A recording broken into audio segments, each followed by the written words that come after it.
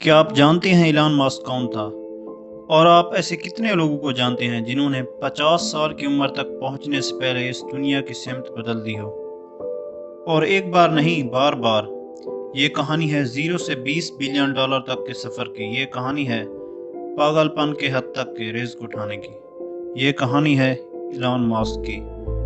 तकरीबन 20 billion dollar की मालियत के लिहाज से इलॉन मस्क दुनिया का 40वां अमीर तरीन इंसान है।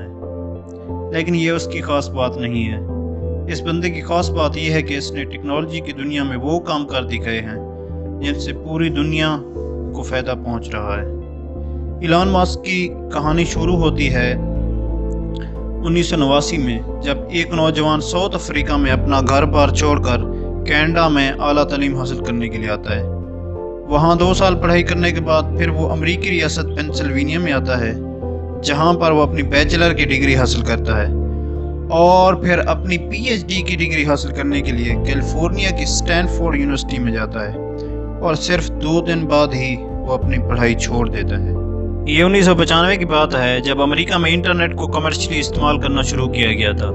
इलॉन ने अपने भाई से मिलकर एक कंपनी की बुनियाद रखी। इस कंपनी का नाम था Zip2।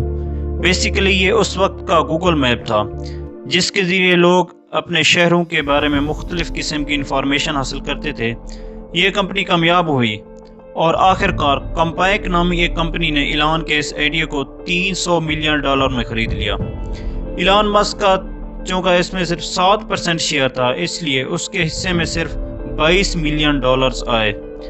इलॉन ने इस रकम का बड़ा हिस्सा अपने एक नए आइडिया में इन्वेस्ट किया। उसने 1999 में X.com के नाम से एक वेबसाइट बनाई। इसके ज़रिए लोग एक दूसरे को ईमेल के ज़रिए रकम भेज सकते थे। आगे चलकर ये कंपनी पेपाल बन जाती है और आपको पता है पेपाल से आज दुनिया कितना फ़ायदा उठा रही है। 2002 में eBay नामी एक कंपनी ने इसे $1.5 अरब में ख़रीद लिया। इसमें इलॉन के हिस्से में 165 मिलियन डॉलर आए। इस बार भी इलॉन ने इस रकम का बड़ा हिस्सा अपने 2 नए आइडियाज़ में इन्वेस्ट किया। ये आइडियाज़ ऐसे थे जिस पर लोग इन्वेस्ट करने से कतराते थे। इलॉन का पहला आइडिया था स्पेस एक्स नामी कंपनी, जो ज़मीन से मरीख तक के सफ़र को हकीकत में बदल देना चाहती थी।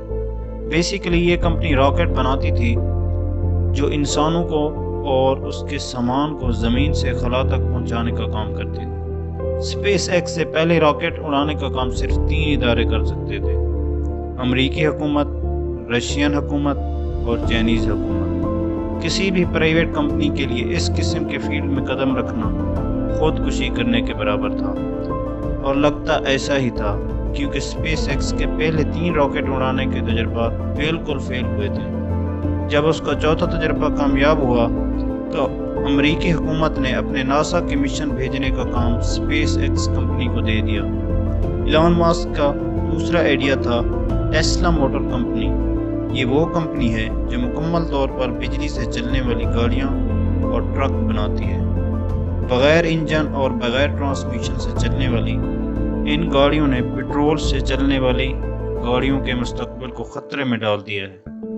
ये गाड़ियाँ माहौल के लिए भी अच्छी हैं, क्योंकि इनमें से धुआं नहीं निकलता, और इसके अलावा भी इलॉन ऐसे प्रोजेक्ट में इन्वॉल्व हैं जो इंसानों के मुस्तकबिल में आने वाली मुश्किलात का हल अभी से ढूंढ रहे हैं। इलॉन की ज़िंदगी के बारे में पढ़कर यकीन नहीं होता कि कोई भी शख्स इतने कम अरसे में इतने सारे काम कैसे कर सकता है। लेकिन 5 बेटों का ये बाप दुनिया को यही पैगाम देता है: अगर आप कुछ करने की ठान लें तो फिर नतीजे की परवाह किए बगैर कुछ भी मुमकिन है।